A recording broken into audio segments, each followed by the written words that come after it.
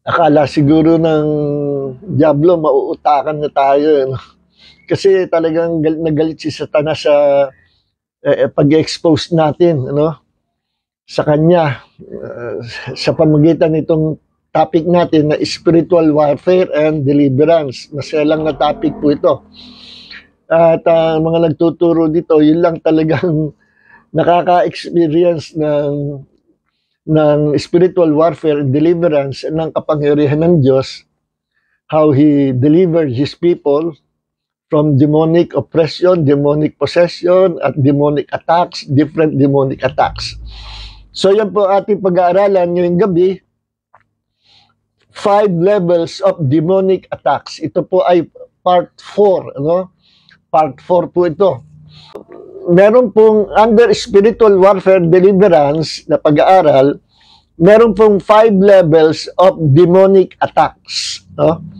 5 level of different kinds of demonic attacks sa mga tao, whether you are a Christian or unbelievers, whether you're a believer or an atheist, para-parehas lang tayo na under the attacks of the devil and his demons, no?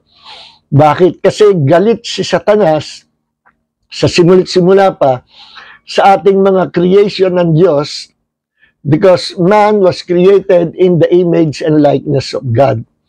Kaya inggit na inggit si Satanas sa atin, ano?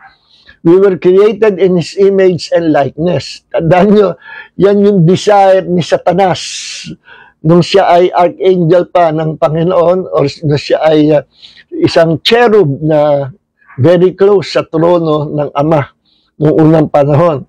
But he rebelled against God at naisipan niya na magmataas at siya ay hinikayat niya, nagkudeta siya sa kalangitan, sa kingdom of God, at kanyang nirecruit yung 1/3 ng mga angelic hosts sa heaven na sumama sa kanya. So, nakuha niya yung 1/3, pero mas marami pa rin ang nasa panig ng Panginoon. Kung naiwan yung 2/3, mas marami pa rin yung mga angels of the Lord na siyang kakampi po natin, ano? So, merong labanan, ano? Kagaya ng ating foundational scripture na Ephesians 6:12, we wrestle not against flesh and blood. Hindi raw tayo nakikipaglaban o hindi natin kaaway ay tao, no? Kundi principalities, different kinds of demons or spirits, beings, principalities, powers, rulers of the darkness of this world, and wicked spirit in high places. 4 na klaseng mga spirit beings yung kalaban natin, mga demons, and possible kasama na rin doon ang mga fallen angels. Pero gusto ko maintindihan nyo na magkaiba ang demons at saka fallen angels. Magkaiba po yan, ano? At pinag-aralan natin kung saan nanggaling ang mga demonyo, ang demons. Sila ay mga offspring or children of those fallen angels noong unang panahon na nagrebelde sa Diyos. Iba pa po yung tropa ni Satanas, ha? Iba yung 1/3 ng mga fallen angels na nagrebelde sa Diyos kasama ni Lucifer, no? Iba yon. This time, yung grupo na ito ay kung tawagin ay the Watchers. Bakit the Watchers? Kasi sila ay dineploy ng Panginoon dito sa mundo to watch the world, to watch mankind, bantayan ang mundo, bantayan ang mga naninirahan sa mundo, ang mga tao. Pero ang nangyari, sila po ay nakita nila ang magagandang babae na anak ng tao at nabighani sila at nagdesisyon sila na magrebelde sa Diyos at patulan, asawahin yung mga anak na babae ng tao.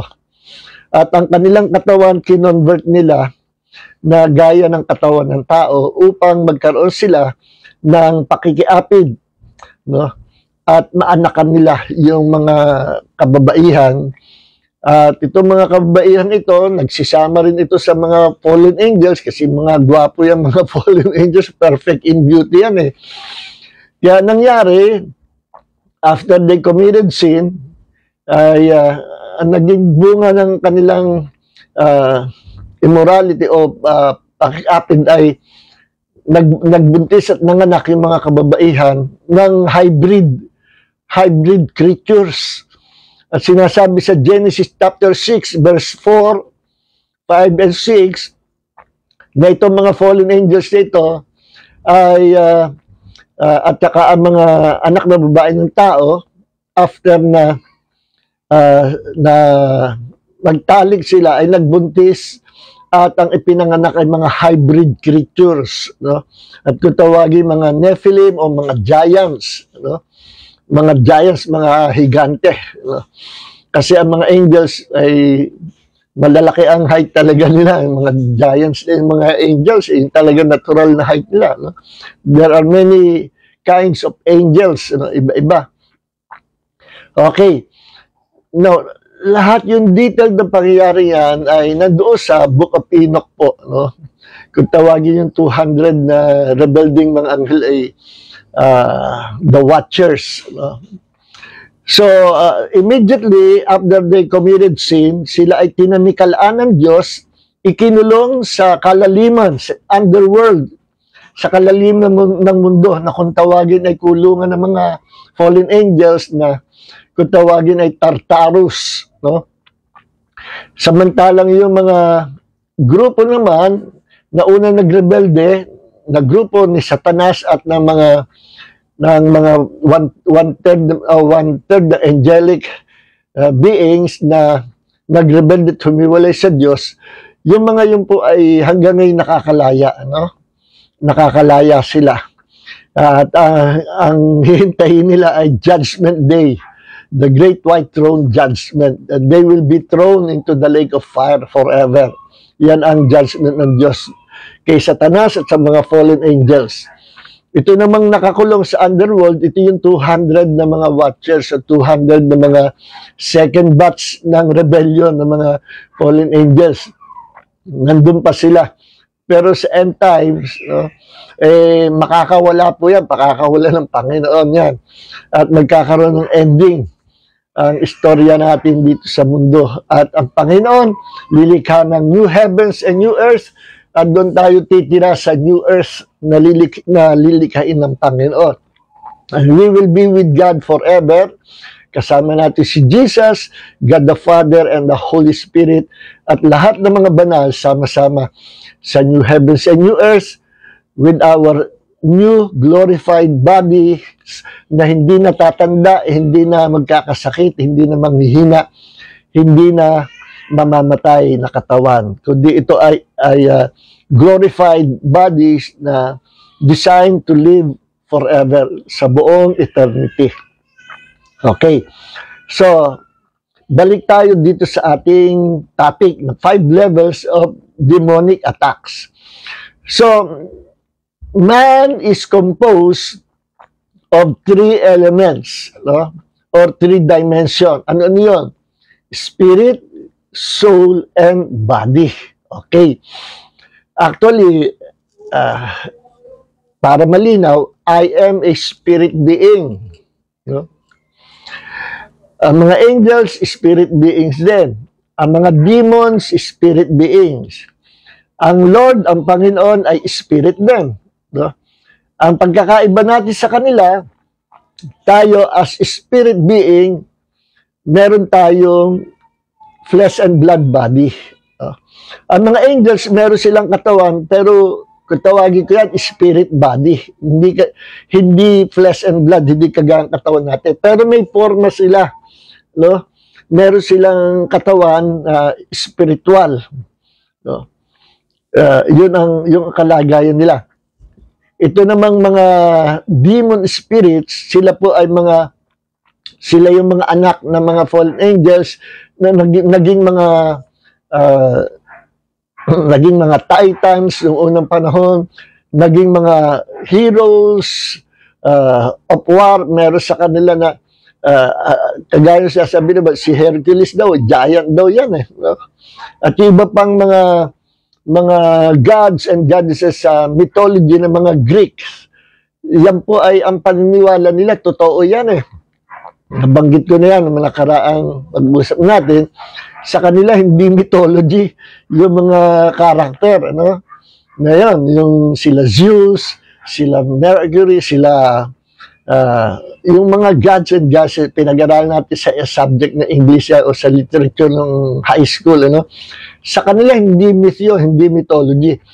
Sa kanila, pinamana ng kanilang mga ninuno yung mga kwento na naranasan ng great-great-grandfather nila na nagpakita at nabuhay ang mga gods and goddesses niya nung unang panahon at naghari sila sa mundo, sila yung mga mighty warriors, ano, hanggang sa banda ulit, nag-away-away din ang mga yan. Okay, ang mga giants, nung wala nang makain ng mga hayop, wala nang maipakain ng mga tao sa kanila, ang pinagkakain nila, yung mga tao rin. So, hindi kasi sila human beings, sila ay mga hybrid creatures. At nung nawalan sila ng katawan, because of Noah's flood, nawalan silang katawan, nalipol sila, but they're still alive on this planet. Nandito pa rin sila, paggalagala, pero disembodied spirits, mga wala ng katawan. Ano? So sila ay included doon sa army ni Satanas. Mga kakampi ni Satanas yan, yung mga demons yan. At yung mga babaeng pumatol doon sa mga angels, sila po ay naging mga mermaid, naging mga sirena, according to the Book of Enoch. Okay? So yung Book of Enoch is ma-consider natin not inspired by the Holy Spirit kasi hindi nakasama sa Bible, ano? Ang sinasabi lang inspired by the Holy Spirit yung nakasamang 66 books sa original 66 books na kinumpile at naging Bible. So sa Bible we have 66 books. Nung unang panahon daw kasama yung Book of Enoch. Pero pinagdudahan, hindi nagustuhan na Roman Catholic Church, pinatanggal sa isang council. Hindi ko alam kung anong reason bakit pinatanggal nila yung Book of Enoch sa compilation ng Bible or sa canon of the scriptures, no? Pero gayon pa man, hindi nakasama sa Bible. Pero yung mga Ethiopian Christian, mga kapatid, ang Bible nila may Book of Enoch. At saka may kasama pang ibang apocryphal books. Saka natin talakayin na. So, but it is good to read that book, the Book of Enoch, kasi may impormasyong makukuha. May mga informative knowledge, kagaya ng mga detail ng mga giants, istorya ng mga giants, at yung mga istorya ng 200 watchers who rebelled against God. Nandun yan eh. Okay. So, praise God. At hindi lang sa tao nag-experiment sila ng hybrid creatures, kundi maraming Bible scholars na niniwala na yung sinabi sa Book of Enoch na hindi lang sila sa tao nagkasala, kundi maging sa mga hayop na may palapalagay na pati yung mga hayop ginawa nila ng kasalanan, immorality, or kung tawagin bestiality, no?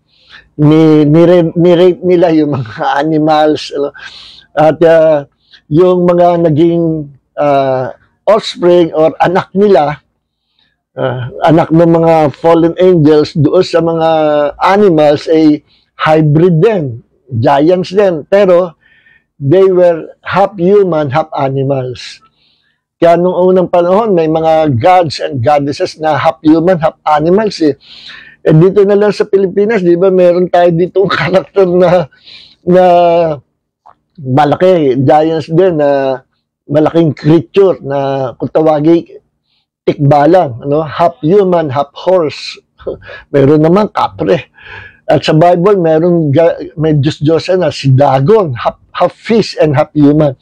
So, gano'n, na pag nagbasa kayo ng mga books na patungkol sa mga gods noong unang panahon, may mga creatures na ganyan na nagpapakita ng araw.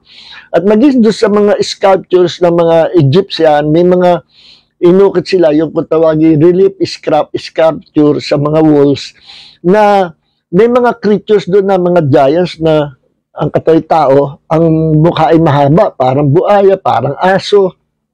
Sometimes, mukhang ibon ang ulo. So, pinaniniwalaan na sila yung mga hybrid creatures na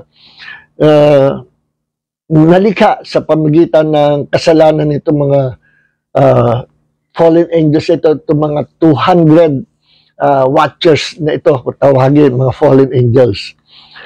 So, nung namatay silang lahat, kasi ang isang, sa pag-aaral niyan, ang isang dahilan, bakit pinararami nila ang mga hybrid creatures, ay ang dahilan to destroy the lineage of the coming Messiah. To destroy, sa bansang Israel, manggagaling ang Messiah. Yung lineage na yan, yung righteous line, nasa Israel. At yun ang gustong sirain ni Satanas at ng mga rebelding mga angels na wag matuloy yung pagdating ng tagapagligtas o kung tawagin the seed of the woman who will crush the head of the devil. Sabi sa Genesis chapter 3. At ayun ang inaabatan ni Satanas. Sino itong godly seed na ito na darating na siyang tatalo sa akin. Yung iniisip ni Satanas. Kaya lahat ng mga godly man, pinagdidiskitahan ni Satanas, mga prophets, pinapatay, ang daming ganyan. So, pero nakalusot din. Nakalusot si Jesus. At finally, akala ni Satan napatay niya sa cross si Jesus. Hindi niya alam, the cross of Jesus was just a weight, paing para sa kanya. At yung cross na yon, dahil sa cross ni Jesus, nabayaran ang kasalanan ng buong mankind. At bayad lahat ng kasalanan, lahat ng tao sa buong mundo, pero magiging effective lang ang salvation sa bawat isa kung ang bawat isa individually will believe, will come to Jesus, believe, and receive Him to be their Lord, God, and Savior. Saka sila maliligtas. Doon magiging effective yung pagbabayad ng kasalanan. Okay, now, tuloy tayo dito sa punta na tayo dito sa 5 levels of demonic attacks. So, man is composed of 3 elements, spirit, soul, and body. I am a spirit, I have a soul, and I live in this physical body. So, itong katawan natin ay ating bahay lang ang natin ito. Nabubulok ito, nanghihina, tumatanda, namamatay. But our spirit and soul will continue to exist and to live forever sa buong eternity. Ang pag-uusapan lang dyan, saan ka pupunta? Saan pupunta ang iyong spirit and soul? Magkasama lagi yan, pero spirit is different from soul. Spirit, yan yung the real man or the inner man, plus yung soul, yun ang kung tawagin suke sa Greek, it means life. Nasa soul ang mind, will, and emotion ng tao. Nasa soul, nakatago yung personality ng tao, yung character. Together, the soul and spirit ay joined together. Hindi yan naghihiwalay. Kung pupunta ka sa Diyos, punta sa langit. Kung pupunta sa impyerno, huwag kasama rin yan. Ang naiwan lang ay yung katawan. So, both our spirit and soul will go to God after this life. At pagdating ng rapture of the church, ay mapapalitan ng ating mga katawan ng katawan na bago na, glorified body. Bibihisan tayo ng Diyos ng bagong katawan. Okay. Now, kasi sinabi ko, man is composed of spirit. Man is spirit. He has a soul and he lives in the physical body. Yan tatlong yan na element, spiritual body, yan ang inaatake ni Satanas. Our spirit, the devil or demons will attack our spirit, They will attack our soul, they will attack our physical body. No? Tatlo ang inaatake diyan, at minsan hindi natin napapansin na yung inatake sa atin ay yung spirit, yung inatake sa atin ay yung soul, at yung inatake sa atin ay ang physical body. At dito, maa-answer, magkakaroon katugunan yung katanungan ng iba na hindi nila alam ang spiritual warfare and deliverance, at kino-comment nila na fake daw, hindi totoo yung mga deliverance, no, drama lang daw, wala daw na demon possessed. Aba, hindi. Sa inyo drama, hindi nyo naranasan yun. Yan yung, I'm speaking of those cessationist brethren, ano? Kasi nga, naturuan sila na wala nang kapangyarihan, wala nang supernatural, wala nang hindi na active ang Holy Spirit sa pagbibigay ng mga gifts, powers, manifestation of His presence sa kanila, tapos na, wala nang miracles, ano? So, parang mo na sinabi na tapos na ang pagkilos ng Diyos. Hindi po natatapos, walang ganyan sa Bible, wala sinabi ang Bible na matatapos ang himala, matatapos ang kapangyarihan ng Holy Spirit, matatapos ang gifts of the Spirit. Walang ganyan sa Bible, ano? Never na itinuro yan ng Diyos sa Biblia, wala. So, and praise God, yun ang belief ng mga cessationists. From the word cease, huminto raw. Pero ako po, personally, hindi ako cessationist. I am a continuationist. From the word continue. Nagko-continue pa rin. Nagpapatuloy ang gifts of the Spirit, the manifestation of God's power, the manifestation of the presence of the Holy Spirit, no? Na siyang nagbibigay ng revival sa mga churches, and gifts of the Spirit sa body of Christ. Okay, hindi natatapos yan. Ano? Malaki ang advantage natin pag meron tayo niyan. At malaki ang disadvantage na Kristiyano na hindi naniniwala dyan. Ano? Ang gifts of the Spirit, ang power of the Spirit, they are our spiritual weapons against the devil. Tapos aalisin mo yan. Di wala kang sandata, no? Si Satanas ang promotor ng aral na yan ng tinatawag na cessationism. Si Satanas, ano? Ay advantage nga naman sa kanya yan, eh. Isipin mo, ituro mo sa mga tao na tapos na ang kapangyarihan ng Diyos, tapos na ang himala, tapos na ang pagpapagaling, no? Tapos na ang mga gifts of the Spirit, tapos na ang speaking tongues, tapos na ang prophetic gifts, hindi po yan sa Diyos. No? At kailanman hindi tayo papagkukulangin ng Panginoon sa anumang spiritual gift. Yan po ang sinabi na maliwanag sa 1 Corinthians chapter 1, verse 6 and 7. At sa Romans 11, verse 29, the gifts and the calling of God are irrevocable. Hindi po nagbabago, hindi inaalis, hindi tinatanggal ng Panginoon, irrevocable. So malinaw po 'yan, ano? May maraming scriptures na nagsasabi, tuloy pa rin. Kaya ako sinasabi yan, no? Ang mga cessationist brethren natin, sila na may mga kapatid natin, because they don't believe in the gifts of the Spirit, in the power of the Holy Spirit, dahil na-train sila, naturuan ng ganon, pati spiritual warfare and deliverance, hindi nila tinatanggap. Sa kanila, tapos sa kanila, walang ganyan. Wala na rin pagpapalayas ng demonyo. Mga kapatid, ako simula ko palang naging Kristiyano. First year ko palang pagiging Kristiyano, ang unang ministry ko, deliverance na eh. Naka-encounter kaagad ako ng demon possessed. No, natuto kaagad ako magpalayas ng demonyo. Sa baby Christian lang ako noon. Hanggang ngayon, pag merong humihingi ng tulong, pinupuntahan po natin. At pag meron, alinman kung anong attack sa kanilang demonyo, tinutulungan natin. Yan ang pag-aaral natin, the different attacks of the devil or the demon spirit sa mga tao. No? Okay.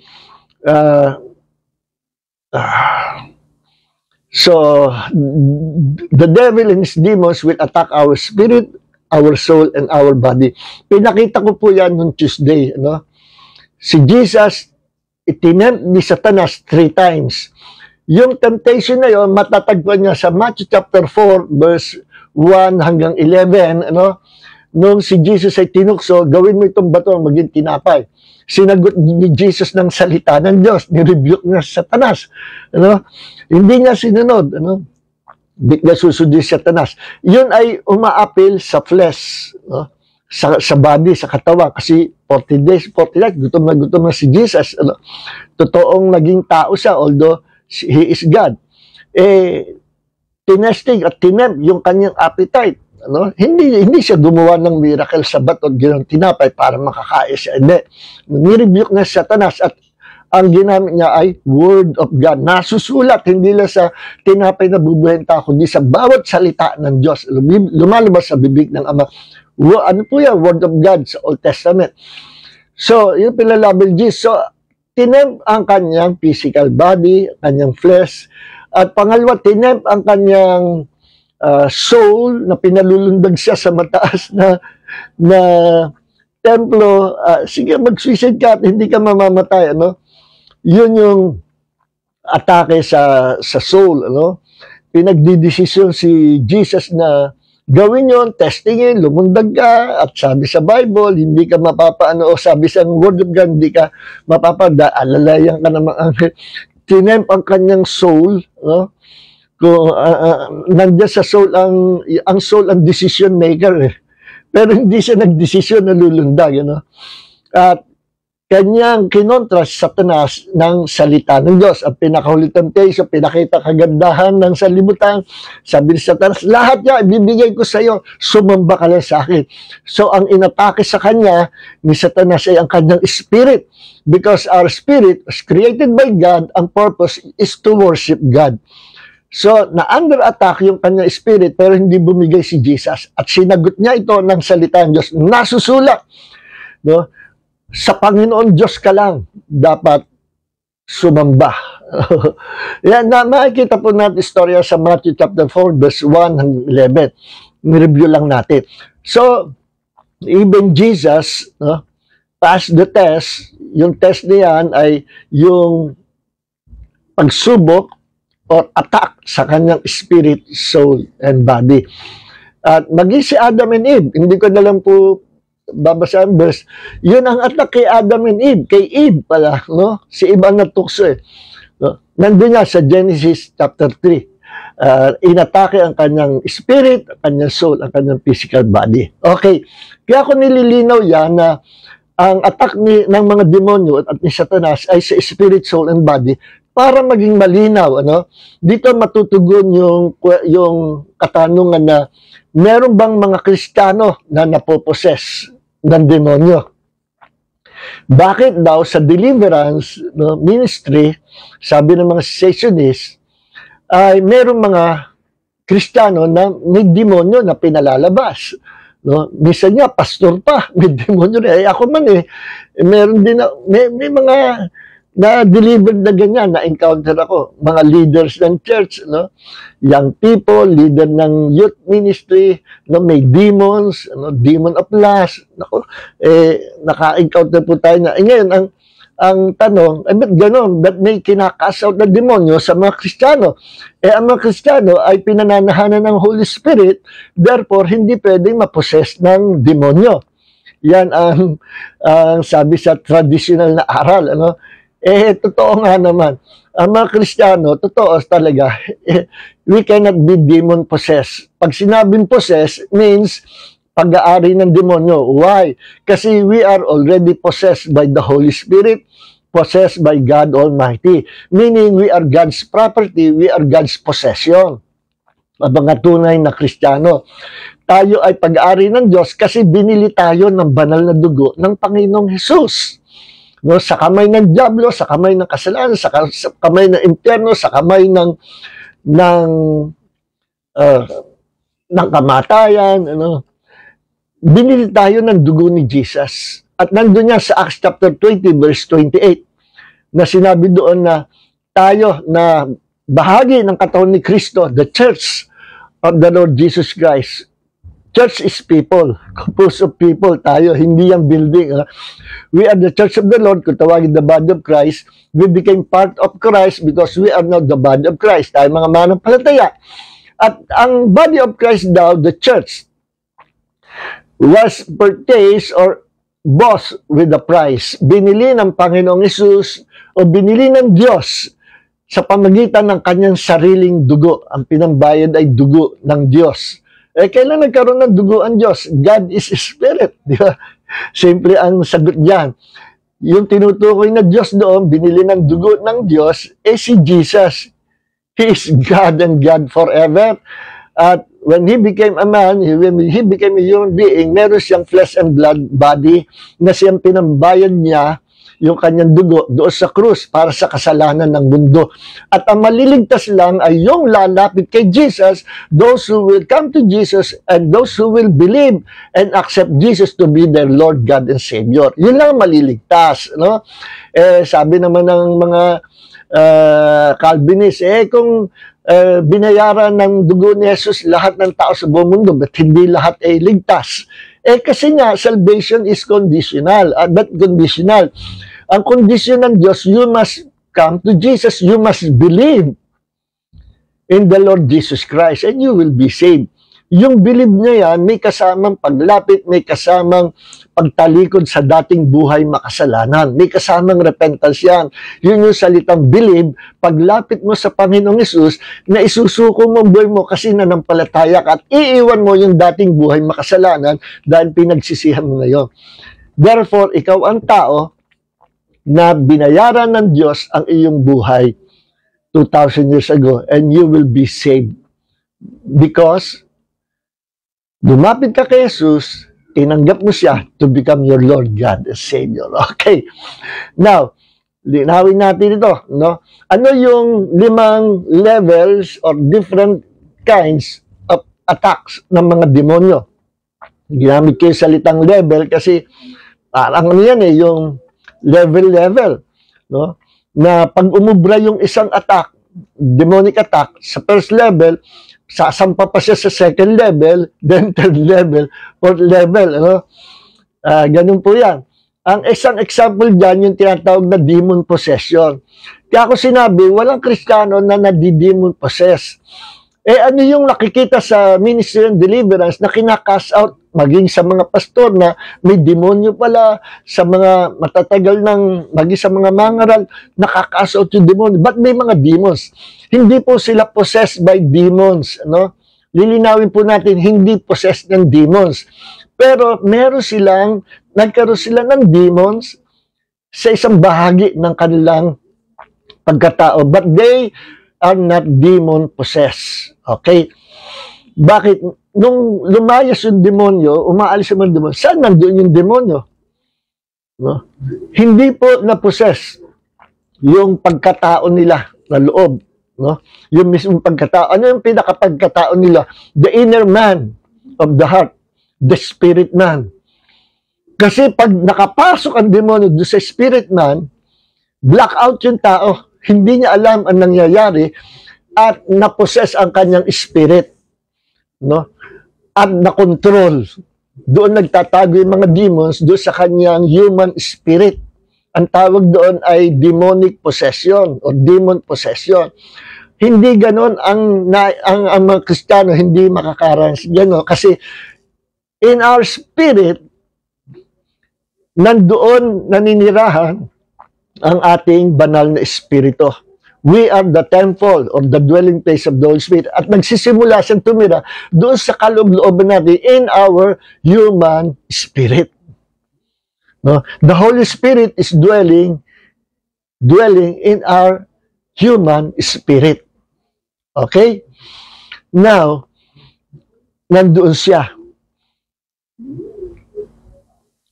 Yun ang unang pananahan ng Holy Spirit.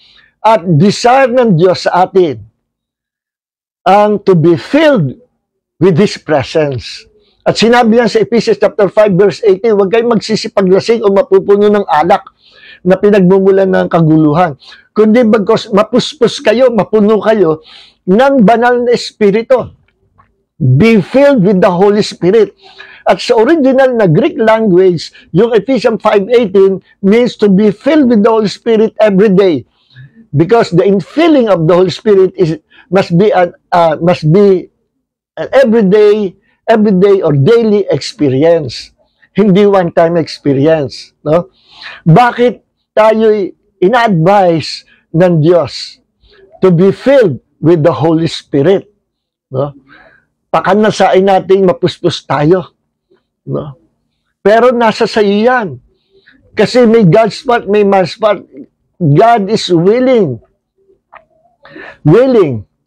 Gustong-gusto niya na tayong mapuspos ng Banal Espiritu.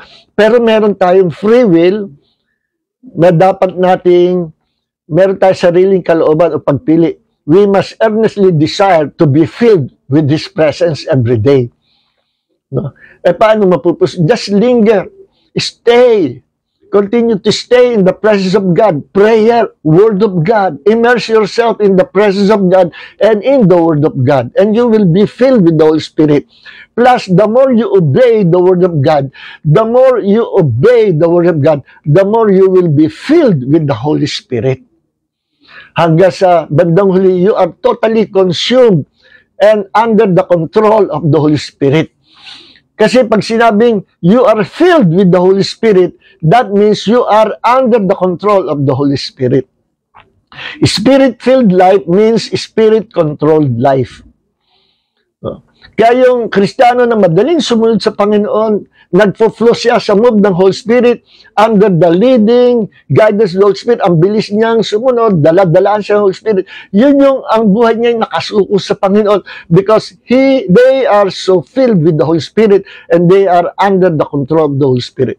Pero ang kinokontrol lang ng Holy Spirit ay mga tao na sinabmit nila yung kanilang sarili sa Panginoon under His control.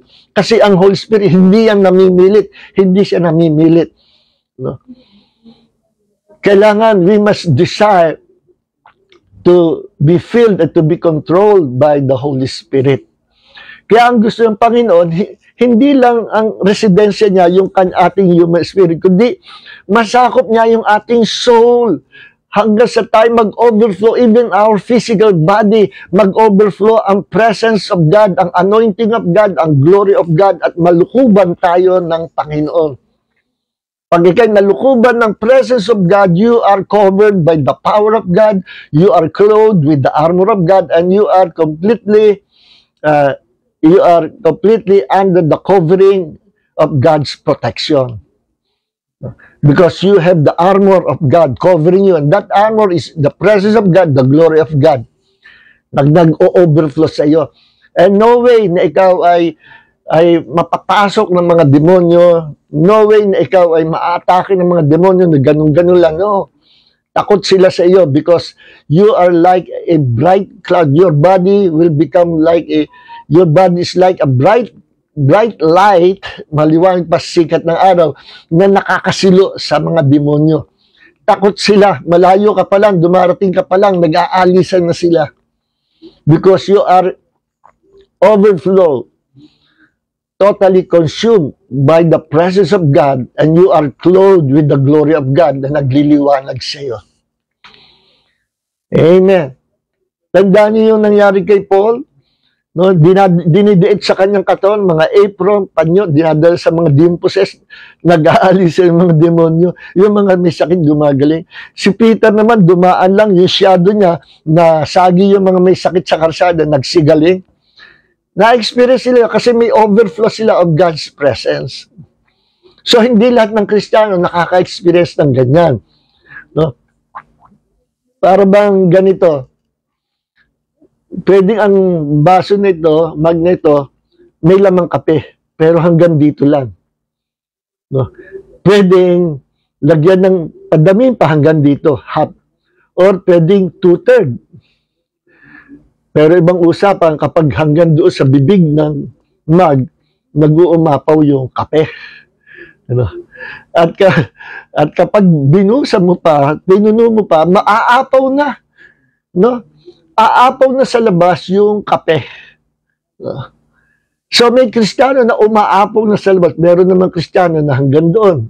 Ang infilling of the Holy Spirit, meron namang hanggang doon. Pero lahat ng Kristiyano ay may Holy Spirit. Hindi nga lang lahat ay filled with the Holy Spirit. Ganun po yun. So kung ang Holy Spirit ay basta nakatira sa loob mo, but you are not filled with the Holy Spirit, hindi ka filled with the Holy Spirit, but you have the Holy Spirit inside your inner man, no? So sometimes, kung gano'ng kalagayan mo, you are not filled with the Holy Spirit, pero you have the Holy Spirit in you, sometimes nakakasingit ang attack ni Satanas at ng mga demonyo, and they will attack your mind, the soulish part. They will attack your eyes, your hearing. No? Makakarinig ka ng mga bagay na matetempt ka, makakakita ka ng mga bagay na matetempt ka. They will attack your eyes, then after that, your mind will be under the attack of the enemies. At ang isang example po dyan ay si King David. Nung si David ay nasa pagka-establish na ng kanyang kaharian, puro victory na siya, isang araw, yung mga sundalo ay nasa digmaan at naiwan na si David doon sa palasyo. Siya ay nasa balcony, nandoon siya, magawa. Biglang nakita niya, yung bahay ni Uriah, na isa sa mga special soldier ni David, no? Maraming naniniwala, si Uriah ay kumbaga sa presidential guard, no? Isa sa magaling na mandirigma na tagabantay siya doon sa kinaroroonan ng hari, doon sa palasyo. Kaya ang bahay niya ay dikit doon sa palasyo. Dahil dikit sa palasyo, yung bathroom, kung bakit walang bubong, naligo nung gabi si Bathsheba, yung asawa, magandang babae, asawa ni Uriah. Wala si Uriah, wala rin yung mga sundalo. No? Nakita ni David, no? Naliligo, nakita niya yung katawan, nabighani siya. So, yung kanyang mata was under the attack of the enemies, yung temptation, pumasok sa mata niya, nakita niya. At hindi niya natiis na hindi tingnan, so natempt siya, nahulog yung kanyang pagnanasa. Then, na-attack yung kanyang flesh, temptation sa flesh. Na-attack yung kanyang pag-iisip. Naging marumi tuloy yung pag-iisip niya because of that lust of the flesh. Anong sumunod na pangyayari? Dahil sa desire niya, na-tempt yung kanyang flesh at ang kanyang mind ay dumilim dahil sa nakita niya ang hindi niya dapat tingnan. Nagkaroon siya ng lust of the flesh. So, his flesh was under the attack of the enemies. Attack ng demons. And his mind. No? So, yung mind niya, nabulok, na-corrupt, nag-desire. Pinagtanong niya, sino yung babaeng maganda doon sa, asawa po ni Uriah. So, yun na. At nagkaroon na siya ng matindi pagnanasa. Kailangan mapasa akin siya. Ang ganda-ganda ng girl na yun. Kaso may asawa na. So, dahil sa nakurap yung mind niya, ang kanyang flesh ay napossess ng demons, no? Hinawakan yung kanyang flesh at patuloy yung lust of the flesh, pero hindi siya possess. Hindi siya possess. Under attack lang yung flesh niya at yung kanyang mind dahil na-attack yung kanyang eyes. Then, nag-utos siya na isugo sa digmaan si Uriah. Marami pang paraan na ginawa pero hindi umubra. Nilasing nga, kung ano.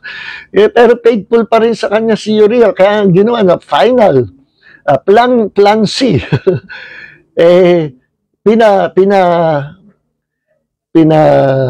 Deploy niya si Uriah sa digmaan doon sa front line, yung mamamatay siya. At namatay si Uriah. So, kinuha niya yung asa ni Uriah, naging marumi ang kanyang pagnanasa at ginawa niyang asawa, si Bathsheba. At yun ang naging nanay ni King Solomon. No? Kaya, pero, mga kapatid, hindi ka pwede maglaro ng kasalanan. Your sin will haunt you in the future. No? What you sow, you shall reap. Ang nangyari, yung kasalanan ni David, naulit yan. Napasa yan, yung espiritu na yan ng demonyo, no? At yung kasalanan na yan ay naipasa niya sa kanyang mga anak. Isa sa pinakamagandang anak na babae ni David, no, na sister, kapatid ni Absalom na pinakagwapong anak ni David, ni-rape nung half-brother, anak din ni David. No? Galit na galit si Absalom, kapatid niya yun eh. Kumuha siya ng perfect time. After 2 years, natempuhan niya nag-iisa. Pinatay niya yung kanyang half-brother. Ang gulo, ni-rape nung isa, pinatay naman itong isa. Naging malungkot ang buhay ni David because of the sin that he planted several years ago. Hindi lang yon, because of that sin, nakuha ni Absalom yung kanyang kingdom. No?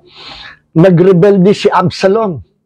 Why? Yung advisor dati ni David, I think ang pangalan niya, Ahithophel, naging advisor ni Absalom at sinulsulan. Kalabanin mo tatay mo, gawin mo, naku, bilib ang mga tao sa iyo. Ganito gawin mo, ganyan. Sinulsulan, hanggang sa nagkaroon desire na siya maging king, inagaw niya ang kingdom ni David. No? Bandang huli, namatay din siya sa paghabol sa kanya ng mga sundalo ni David. Napatay siya. At sinaksak siya ni Joab, yung general ni David. Kahit sinabi ni David, pag nauli niyo anak ko, huwag niyo sasaktan. Huwag niyo papatay, huwag niyo sasaktan. Pero pinatay din. Iyak ng iyak si David. Napakasakit kay David. Nung inagaw ni Absalom, nagparaya na nga si David. Tumakas na nga si David para wag na sila magka-encounter. Pero nangyari pa rin yung bunga ng kasalanan na ginawa niya nung unang mga taon ng kanyang ninasa, si Bathsheba na asawa ni Uriah. Nagbunga yung kanyang kasalanan at naulit yung history ng kanyang kasalanan. No? Ito pala si Ahithophel na sulsul kay Absalom. Lolo pala ni Bathsheba ito. Kaya naman pala At sabi ni Ahithophel, gagantihan kita. At ang ginamit niya, ang inuto niya si Absalom, anak ni David. So mga kapatid, yun ang example ng attack. No? Attacking the mind of the believer, attacking the eyes of the believer, attacking their flesh. So yun yung mga demonic attack, mga kapatid. No? So merong iba-ibang klaseng attack. No? Na attack sa isip, attack sa soulish part, no? At yung mga demonyo, attack sa spirit, magkakaiba yan.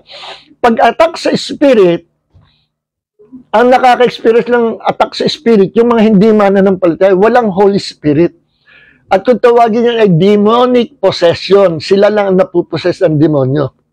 Hindi ang Kristiyano, because we have the Holy Spirit in us. Although you are not filled with the Holy Spirit, pero meron kang Spirit na nakatira sa katawan mo. Hindi ka nga lang puspos. So, habang nandun ang Holy Spirit, sa Spirit mo, yun namang iyong soul, yung iyong mind, will, emotion, and your flesh can be under the attack of the enemies. Pwede yun. Pero, hindi sila makapasok sa loob ng Kristiyano kasi merong Holy Spirit sa loob. But when the Christian became filled with the Holy Spirit, ang territory ng Holy Spirit hindi lang doon sa human spirit, kundi pati doon sa kanyang soul, his soul becomes filled with the presence of God, presence of the Holy Spirit, and his physical body will be filled and clothed with the presence of the Holy Spirit. So, yun ang ibig sabihin na kailangan mapuspos tayo ng banal na espiritu. Ano? Para hindi ka pwedeng atakihin basta-basta sa mind, sa soul. No? Kaya yung nakikita ng iba, na bakit gano'n, yung mga ngaral nyo, matagal ng Kristiyano, pero may espiritong pinalabas. 7 espiritu o 5 espiritu. Eh, akala ko ba hindi napoposes ng spirit ang mga Kristiyano? Hindi nga talaga. Walang Kristiyano na poposes. But their soul can be attacked, their mind can be attacked by the demon, by those demons and the devil. Yes. Pero ibang klaseng attack yan. Hindi yan demonic possession. At kung may palayasin na demonyo sa katawan taong yon, hindi siya possess. May mga demons na nakapasok doon sa soulless part niya kasi they are not filled with the Holy Spirit. May nakapasok sa mind niya, may nakapasok sa soulless part niya. Ano ang soulless part? Soul is composed of mind, will, and emotion. Pinaglalaruan yung damdamin, no, yung kalooban, yung pag-iisip. Kaya, pakikita ko sa inyo kung ano yung naranasan ng mga taong na under attack yung kanilang soul. No? So, kapag ka, ito, unahin natin, yung demonic possession, ibig sabihin, na-possess yung kanyang spirit, nakapasok sa kaloob-looban. Ang tao, may Holy Spirit, hindi kayang pasukin ang kanyang innermost being ng demon spirit. Therefore, he cannot be possessed by demons. But, because they are not filled with the Holy Spirit, demons can attack their minds, their emotion, their feelings. Sa madaling salita, demons can attack their soul and their physical body. Okay? So, kapag yung demonyo, malalaman mo sa isang tao, kung ang isang tao ay napossess ng demonyo. No? Pag ang isang tao, hindi man napossess demonyo, after ng deliverance at nag-deliver yung tao yun, itanong mo, alam mo ba ang nangyari? Hindi ho. Itataka nga ho ako, ba't ako'y nakahubad na ganito eh. Eh kaya kahubad, hinuhubad mo sarili mo, kasi you are possessed, nasapian ka ng masamang espiritu. Ganun ho ba? Nakakahiyaw ah. Oo, nananakit ka pa nga eh. Ano? Muntik ka pa nga managa. Merong isang drug addict na asawa eh. Dahil sa drug, na-possess ng demonyo. Pag-uwi niya ng bahay, binugbog niya yung asawa niya. Sinaksak pa ng itak at pinugutan ng ulo. Hindi niya alam yung ginawa niya. Bangag siya. At lumabas siya ng bahay, dala-dala niya yung ulo ng asawa niya. Eh, takbuhan yung mga tao. Hanggang sa tumawag ng mga pulis, dati yung mga pulis, nung sinita ng mga pulis, tumakas, nagtatakbo, tumalon doon sa ilog, pinagbabaril, patay. Kasi dangerous siya eh. Papatay pa ng mga tao yun eh. No? Papatay ng mga tao yun. Kaya takot ng mga tao. Kung hindi, dumating mga pulis, ang dami pa napatay nun. Kasi possessed by demons. Dahil under the influence ng drugs, nakapasok ang demonyo sa kanya because of that drug, of those drugs. Pinagbabaril siya, patay. Dapat bang barilin yun? Abay yun eh, kaysa marami pang mapatay yun. Yan yung sinasabi ni Digong na SOP yan ng mga pulis. No? At iutusan sa kanila, kaysa kayo mapatay, pag ang kalaban, mga bangag na yan, ay papatayin kayo at palaban, abay siyempre, iligtas yung buhay nyo, unahan nyo na. Kahit sa Amerika, ganyan ang training ng mga pulis eh. Diplomasya ang gagawin nila doon sa kung under the influence of drugs or lasing. At nakakita ko niya sa YouTube eh. Mga kriminal nagtago sa bahay, nung lumabas, yung babae may dalang patalib, susugurin yung pulis. Di binaril siya. Pinatamaan sa paa yata. Then susugod pa rin, pinatamaan uli sa paa. At kung yun ay ang dala ay baril, hindi itak o kutsilyo, kasi knife yata ang dala. Eh pupuruhan talaga siya. Kung baril, kasi mamamaril yun eh, di kaysa maunahan. Yun sinasabing SOP, na tinrade talaga ang mga pulis sa ganoon. No? Kaya kung meron mga war on drugs, mga SOP yun eh. Eh, nun yung Pero nga yung war on drugs, pagkatok ng mga pulis, dito sa San Pablo nangyari daw yun eh. Nung nakakalaman nung adik na mga pulis, iba na sa isip eh. Pagbukas ng pinto, kumakatok yung pulis, hindi naka-ready. Pagbukas ng pinto, nahampas ng kawali sa mukha eh. Yung pulis, kawawa. Yung iba naman, talagang nakikipagbarilan. Ano? Bangag na nga ang utak eh. Wala na sa katino ang utak eh. At pumapatay talaga yung mga yan. No? Meron niyang adik na kabataan dito rin sa Pablo nun eh. Kapitbahay nung nung mga biktima. Abay, umakit sa kisame. At nung nalaman nung adik yun, nung nalaman nung nakita nung ina yata yun, nung nanay, uy, kilala niya bumaba ka dyan, lumabas ka dito, ba't ka pumaas dito, baba. Pinababat, kapitbahay nila ay bangag. Nilundag siya, sinaksak. Hindi lang siya, pinagpapatay yung mga anak niya. 3 yata yung namatay o 2, I forgot na, no, kung ilan yon. Pumapasok dito sa malapit dito yung school eh. 2 yatang anak ang pinatay, isang nanay, umuwi yung ama, galing abroad, nasa aeroplano, iyak ng iyak yung tatay niya. Wala na siyang babalikang pamilya. Pinatay ng adik. Pinatay ng adik. Kita niyo? Yun ang, kaya galit si Duterte sa mga adik, talagang pumapatay, no? Pero hindi rin na may diplomasya ginawa. Yung mga adik dito sa amin kami mga pastor, binigyan ng assignment ng pastor ng gubernment namin nun Hinagilap namin sa mga barangay, mga adik, tinipon namin. At Bible study namin, nagsitanggap sa Panginoon. Marami sa kanila na bagong buhay. No? At yung programa na yan ay programa ni Duterte noon, yung war against. Ibig sabihin, hindi naman, merong kasama Bible study. No? Maganda po yun. So, purihin ang Panginoon. Hindi ako mahilig sa politics, napag-usapan lang po. So, ngayon, yun yung tinatawag na kung bakit yung may mga Kristiyano, parang na-possess. Hindi po na-possess yun. Kapag possess ng demon spirit, blackout, hindi niya alam kung ano nangyari. Pero madalas, marami po akong na-cast out ng mga demonyo sa buhay ng mga mananampalataya na nagtatago sa physical body, doon sa soul niya, sa emotion, may inner hurts, emotional wound, traumatic experience, nandoon yung demon sa soul at pinahihirapan, tinotorture, hindi niya makalimutan yung traumas nga sa buhay niya.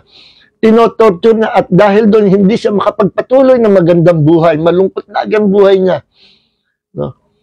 Pinapaalala ng demonyo yung nakaraan, hindi siya makabangon sa magandang buhay because of those trauma sa buhay niya. Then, nagpa-deliverance, na-cast out yung demonyo mula sa kanyang soul, umalis, pero hindi siya demon possessed. Mananampalataya Pero still, hindi niya makalimutan yung nakaraan. So, alika, counseling, nagpa-schedule ng counseling. Sa counseling, doon mo malalaman, madidiscern kung merong demon na nagtatago sa kanyang emotional wounds. At kailangan niya ng inner healing. And sometimes, hindi lang inner healing plus deliverance. Kasi yung inner wound, kapag matagal na hindi napagaling, nakaka-invite sa mga demon spirit at yung mga demons na yon ay pumapasok doon sa kanyang isip, sa kanyang soul at tinotorture siya. Torturing forever. Then, pag nagpa-deliverance siya, ikakasot yung demonyo sa kanyang pinagtataguan sa soul. But those people are not demon possessed. Pero may demons. Pero hindi siya demon possessed. Kasi mananampalataya, born again. Kaya lang, hindi nga mabitawan yung past, yung trauma. Kaya kailangan ng inner healing And sometimes, inner healing plus deliverance. Maraming ganyan mga Kristiyano. Minsan nga, ano ang nangyayari kapag hindi na-healed yung inner wound niya at hindi na-delivered from those demonic oppression? Hindi siya makalago spiritually ng todo-todo. No? Hindi siya mabuhay na may kapayapaan, may nagpapahirap sa kanya. And they need to be delivered. At diyan kailangan ng ministry of deliverance. Marami po tayong napaglingkuran ng mga ganyan mga tao. At karamihan mga Kristiyano, but they are not demon-possessed. Yan sinasabi, yan ang dapat naintindihan ng mga cessationists, na hindi ko mo nakita nyo, may demonyo at Kristiyano yun, demon-possessed. Hindi. Walang demonyo sa loob niyang, kanyang pagkatao. Loob yung demon sa nasa labas, nasa isip niya, tinotorto siya. Kailangan ma-cast out yung mga yun.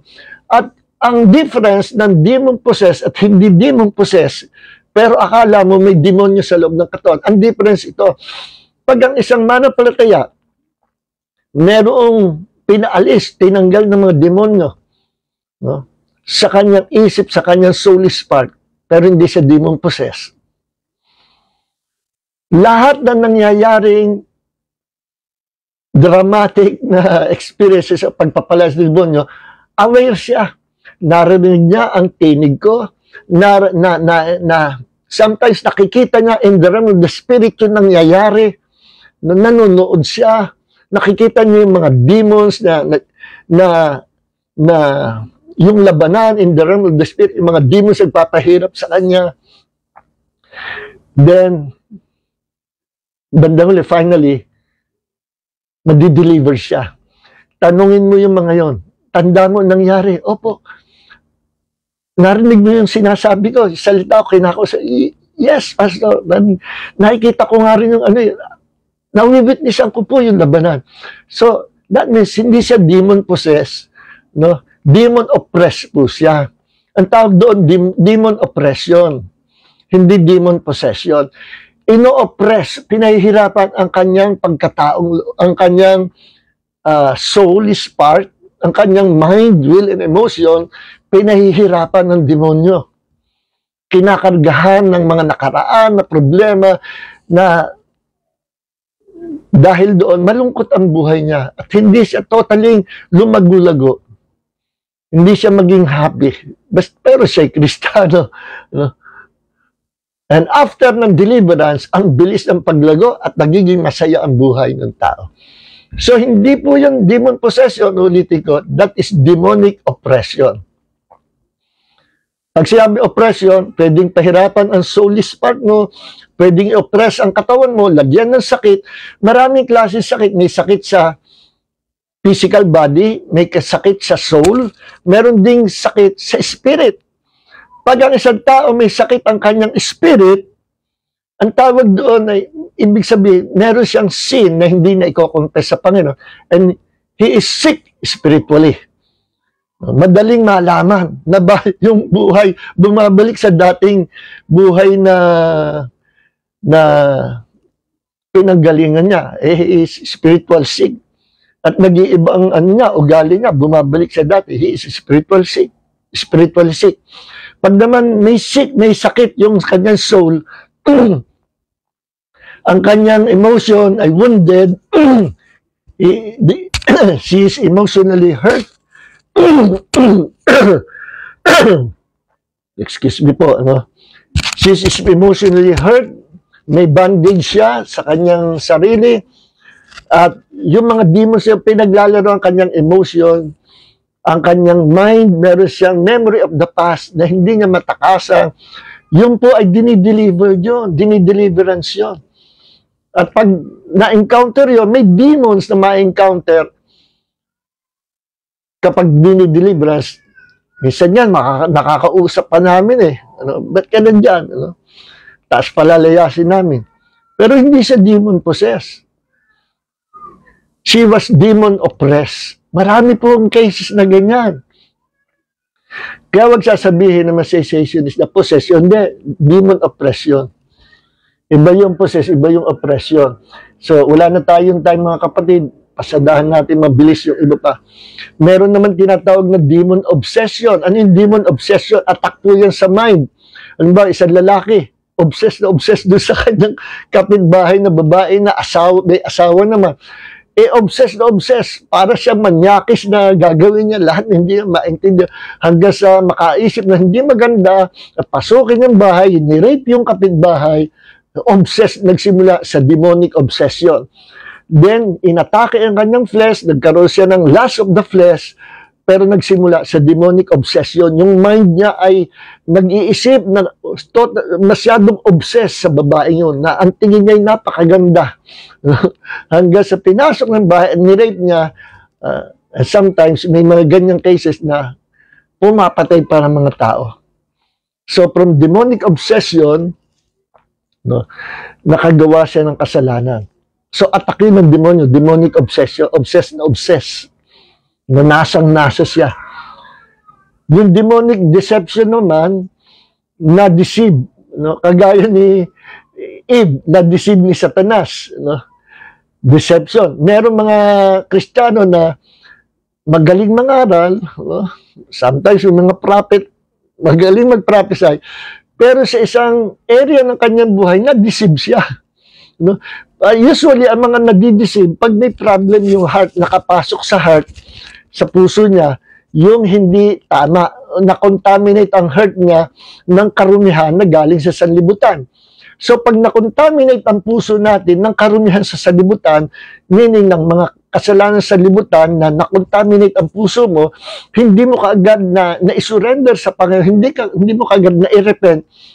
Sometimes, yung puso mo na yon na hindi maayos, yun ang magiging target ni Satanas, and the devil or those demons will deceive your mind, at kapag na-convince ang mind mo, bababa sa puso mo yung bagay na ikaw ay na-convince doon sa suggestion ng mga demonyo, then finally, your heart is already deceived by demons. Kaya merong, ay nako, ingat kayo sa mga scammers ngayon. Maraming mga pastor, magaling mangaral, pero pag na-deceive ang heart, dahil unang na-deceive ang mind, pag na-convince ang mind, yung paniniwala yung bababa sa puso. And those demons will totally, completely, will deceive their hearts. No? So, yung isang bagay na hindi naman totoo, paniwalang-paniwala silang totoo. Yes, marami pong ganyan. At meron din namang demonic delusion. Yung demonic delusion, kagaya ng pastor sa Davao, no, na sabi niya, I am the way, the truth, and the life. Abay, kinlaim niya yung title ni Jesus at paniwalang-paniwala siya. Na siya ay the appointed Son of God. No? Iba raw si Jesus, siya yung kapalit ni Jesus. Si Jesus, the only begotten, siya daw ang the appointed Son. Na after ni Jesus, siya naman yung isinugo. No? At siya yung ginawang the way, the truth, and the life. John chapter 14, verse 6, si Jesus po yun eh. Kinleng niya. So ano nangyari? Naging kulto yung mga ngaral na yun na dati ay tama ang kanyang panampalataya. Ang problem lang na sa doctrine ay oneness. Pero ngayon, hindi lang oneness, kundi his heart is totally deceived. Hindi lang deceived, kundi nagkaroon siya ng demonic delusion na naniniwala siya. Pag sinabing delusion, naniniwala ang isip niya, puso niya, na totoong-totoo yung bagay na yon, na hindi naman totoo. At ang hirap i-convince ng tao na yon na hindi totoo yung kanyang pinaniniwalaan. Kahit sabihin mo ganito ganyan, paniwala pa rin siya doon sa sarili niyang paniniwala. No? Delusion. At merong isang doktora na ganyan na naging famous, magandang babae, pinakita yan sa file ng FBI, sa TV ko nakita. Yung mga pasyente niyang mga kababayan, pinagpapatay niya, pinainom na ng lason. Bandang uli na-trace kasi lahat na namamatay, nalaman ng FBI na puro pasyente niya, hinuli at nahuli.